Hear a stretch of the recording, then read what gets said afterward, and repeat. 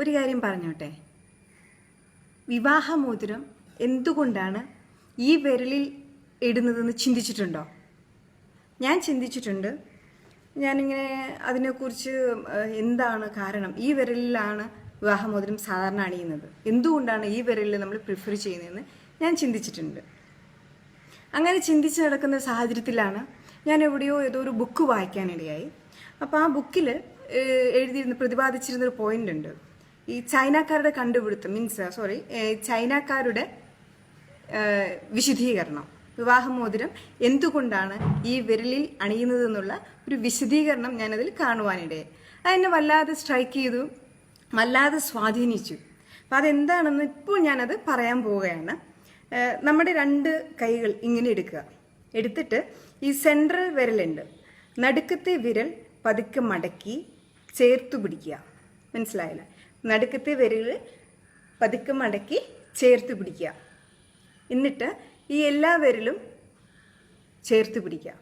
അപ്പോൾ നടുക്കത്തെ വിരൽ മാത്രമാണ് മടങ്ങിയിരിക്കുന്നത്. ശ്രദ്ധിച്ചോളൂ, ഈ നടുക്കത്തെ വിരൽ മാത്രമാണ് മടങ്ങിയിരിക്കുന്നത്, ബാക്കി എല്ലാ വിരലും നമ്മൾ ചേർത്ത് പിടിച്ചിരിക്കുകയാണ്.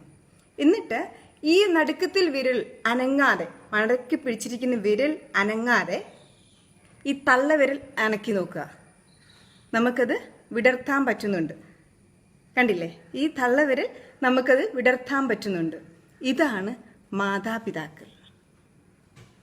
മാതാപിതാക്കളെ പ്രതിനിധീകരിക്കുന്ന വിരലുകളാണ് ഇത്, തള്ളവിരലുകൾ. കാരണം ഒരു സ്റ്റേജ് കഴിഞ്ഞാൽ നമ്മൾ മാതാപിതാക്കളെ വിട്ടുപോകണം എന്നാണ് അവർ പറയുന്നത്. രണ്ടാമത്തെ കാര്യം, ഈ വിരൽ, ചൂണ്ടുവിരൽ നമുക്ക് വിടർത്താൻ പറ്റും. തള്ളവിരൽ വിടർത്തി ചൂണ്ടുവിരൽ. പക്ഷെ അപ്പോഴേക്കും നമ്മൾ ഈ നടുക്കത്തെ ഈ വിരൽ അനക്കാൻ പാടില്ല. മടക്കി വെച്ചിരിക്കുന്ന ഈ വിരലുകൾ അനക്കാതെ വേണം ഈ വിരൽ വിടർത്താൻ.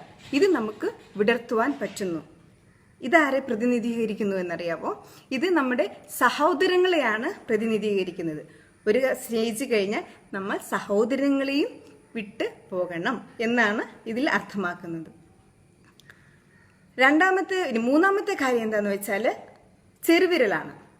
ചെറുവിരൽ കണ്ടില്ലേ? ചെറുവിരല് നമുക്കിങ്ങനെ വിടർത്തുവാൻ പറ്റും. ചെറുവിരൽ വിടർത്തണം.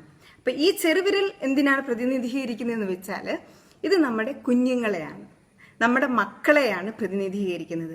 അപ്പോൾ ഒരു കാലഘട്ടം കഴിഞ്ഞാൽ നമ്മുടെ മക്കളും നമ്മളെ വിട്ടുപോകും എന്നാണ് അർത്ഥമാക്കുന്നത്. മാതാപിതാക്കൾ വിട്ടുപോകുന്നു, സഹോദരങ്ങൾ വിട്ടുപോകുന്നു, മക്കൾ വിട്ടുപോകുന്നു.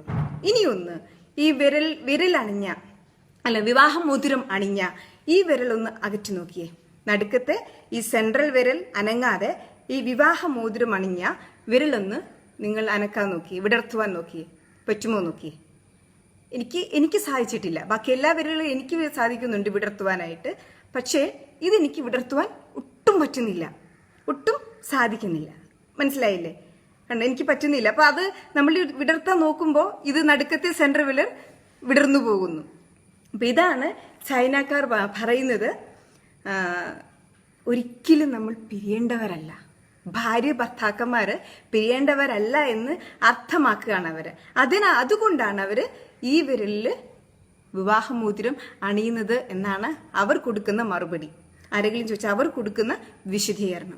എനിക്കിത് വളരെ ഇത് തോന്നി, ഒരു ക്യൂരിയോസിറ്റി തോന്നി. ഇപ്പോൾ തന്നെ നിങ്ങൾക്ക് തോന്നുന്നില്ലേ ഒരു ക്യൂരിയോസിറ്റി? ഇപ്പോൾ തന്നെ നിങ്ങൾ ഒന്ന് ചെയ്തു നോക്കാനൊരു ശ്രമം തോന്നുന്നു ഇല്ലേ? ഒന്ന് ട്രൈ ചെയ്ത് നോക്കിക്കോളൂ. അപ്പോൾ എനിക്ക് പറയാനുള്ളത് എന്താണെന്നറിയാമോ? ഇപ്പോൾ ഒരുപാട് വിവാഹമോചനങ്ങൾ നടക്കുകയാണ്. ഇപ്പോൾ ഒരുപാട് പ്രശ്നങ്ങൾ കുടുംബജീവിതത്തിൽ നടക്കുകയാണ്. പക്ഷെ ഇതിനൊക്കെ നമ്മളൊന്ന് മനസ്സിലാക്കേണ്ട ഒരു കാര്യമുണ്ട്. മരണം വരെയും നമ്മോടൊപ്പം ഉള്ളത് മക്കളോ സഹോദരങ്ങളോ അപ്പനോ അമ്മയല്ല, എൻ്റെ ഭർത്താവാണ് എൻ്റെ കൂടെ എനിക്കുള്ളത്, എൻ്റെ ഭാര്യയാണ് എൻ്റെ ഒപ്പം എനിക്കുള്ളത്. മരണം വരെയും എൻ്റെ കൂട്ടായിട്ട്, എൻ്റെ കാവൽക്കാരനായിട്ട്, എൻ്റെ കാവൽക്കാരിയായിട്ട് അവളാണ് അല്ലെങ്കിൽ അവനാണ് കൂടെയുള്ളത്. ആ ബോധ്യമാണ് നമ്മളിൽ ആദ്യം ക്രിയേറ്റ് ചെയ്യേണ്ടത്. പക്ഷെ നമുക്ക് ഒരുപാട് പ്രശ്നങ്ങൾ ഉണ്ടാകാം കുടുംബജീവിതത്തിൽ, അത് സ്വാഭാവികം. കാരണം ഞാൻ ജനിച്ചു വളർന്ന സാഹചര്യത്തിലല്ല എൻ്റെ ഭർത്താവ് ജനിച്ചു വളർന്ന സാഹചര്യം. അതല്ല എങ്കിൽ എൻ്റെ ഭർത്താവ് ജനിച്ചു വളർന്ന സാഹചര്യത്തിലല്ല ഞാൻ ജനിച്ചു വളർന്നത്. അപ്പോൾ രണ്ട് സാഹചര്യം, വ്യത്യസ്തമായ സാഹചര്യങ്ങളിൽ നിന്നും നമ്മൾ ഒന്നിച്ച് ജീവിക്കുമ്പോൾ ഒരുപാട് പ്രശ്നങ്ങൾ ഉണ്ടാകും. പക്ഷേ അവിടെ എന്താ വേണ്ടതെന്നറിയാമോ? നമുക്ക് നമുക്ക് ക്ഷമിക്കാനുള്ള കഴിവും വിട്ടുകൊടുക്കാനുള്ള കഴിവും. പലപ്പോഴും നമ്മൾ ചെറിയ പ്രശ്നങ്ങൾ വരുമ്പോൾ വിട്ടുകൊടുക്കുമ്പോൾ നമ്മൾ എന്താ ചിന്തിക്കുക, അയ്യോ ഞാൻ കുറഞ്ഞു പോവുകയാണോ, ആള് വലുതാവുകയാണോ എന്നൊരു തോന്നലാണ്. അതൊക്കെ വൃത്തികെട്ട കോംപ്ലക്സ് ആണ് നമ്മൾ വിട്ടുകൊടുക്കുമ്പോൾ അല്ലെങ്കിൽ നമ്മളൊന്ന് ക്ഷമിക്കുമ്പോൾ നമ്മൾ തോക്കുകയല്ല ചെയ്യുന്നത്, നമ്മൾ ജയിക്കുകയാണ് ചെയ്യുന്നത്. കാരണം നമ്മളല്ലേ ജീവിക്കേണ്ടത്. ആരെങ്കിലും വന്ന് നമ്മുടെ ജീവിതത്തിൽ ഇടപെടുന്നുണ്ടോ? ഇല്ല. ഭാര്യ ഭർത്താവാണ്, ഭാര്യയും ഭർത്താവുമാണ് ജീവിക്കുന്നത്.